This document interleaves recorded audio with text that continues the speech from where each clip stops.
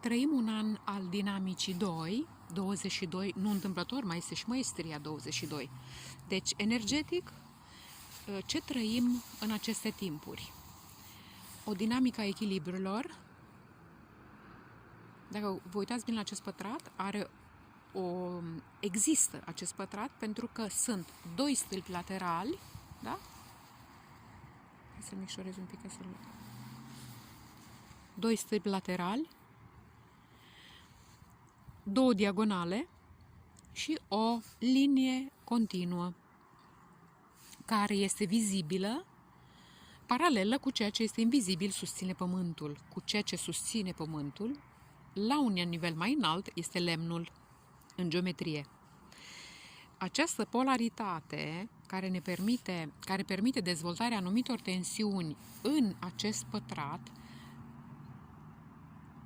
această dinamică polară, iese și în interiorul corpului nostru.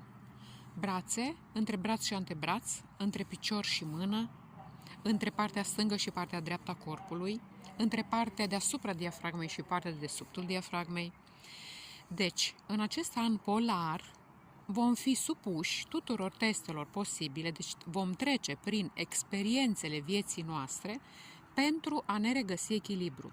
În cazul în care n-am fost inițiați în tehnica echilibrului, dacă doriți să fiți inițiați cu ajutorul geometriei și a neuroplasticității, găsiți detaliile sub acest videoclip și tematica cursului pe site-ul www.naturalhealer.eu. Iar dacă vreți să mă contactați direct, aveți numărul meu de contact în contactele canalului. Dacă nu, experiența vă va ajuta să vă reechilibrați. Deci, tehnica echilibrului înseamnă echilibrul axiogeometric, înseamnă să ne menținem întreaga structură psihosomatică sau spirit, suflet și corp pe dinamica vieții, în dinamica vieții pe linia destinului. Asta permite echilibrarea în corp a anumitor forțe, tensiuni musculoscheletrice și dermomusculoscheletrice atunci când noi suntem în trinitate deja.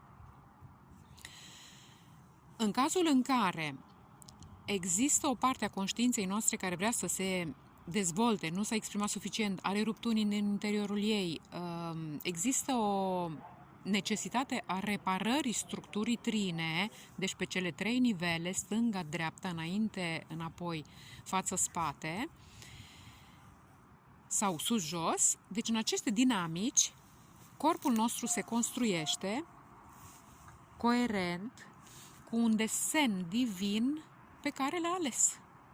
Acest desen divin respectă anumite dorințe ale sufletului, ale spiritului, care se vor regăsi scrise în Akasha, în registrul vieții.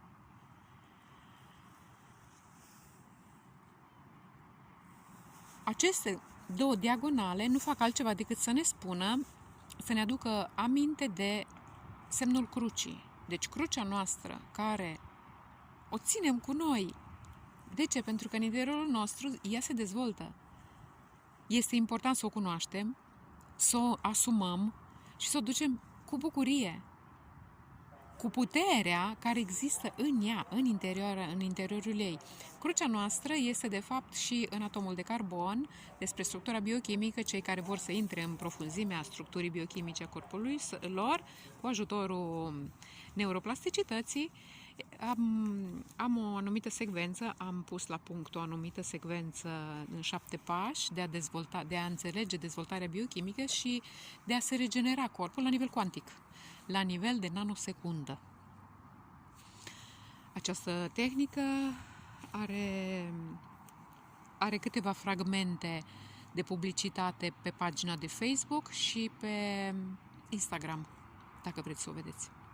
Deci concluzionez acest videoclip spunându-vă că în acest an, ce este important? Să stăm în centrul ființei noastre. Seara verificați-l unde este centrul ființei voastre și către ce se îndreaptă. Cereți clarității să vi se arate. Dacă nu, sunt diferite tehnici pe care le puteți accesa pentru a elimina din viața voastră tot ceea ce vă aduce confuzie pentru a asculta vocea sufletului. Aici, pentru a asculta vocea sufletului, vă voi face un alt videoclip și la ce vă invit la finalul acestui videoclip, să meditați asupra cifrei 22 și 2. Deci 2 și 22. Aducându-vă aminte că legea echilibrului nu este numai între ceea ce vedem, deci să observăm, dar să înțelegem că ceea ce vedem are o contraparte în ceea ce nu vedem, însă simțim. Deci este o invitație la a simți. Această simțire a noastră provine din câmpul corpului de lumină și prin baza percepțiilor pătrunde până la nivelul oaselor în sistemul rinic-vezică, urinară, și menține teritoriul sănătos. Menține teritoriul coerent cu propunerea sufletului. Vă invit la o conștientizare cât mai profundă, liniștită și aducătoare de coerență și lumină.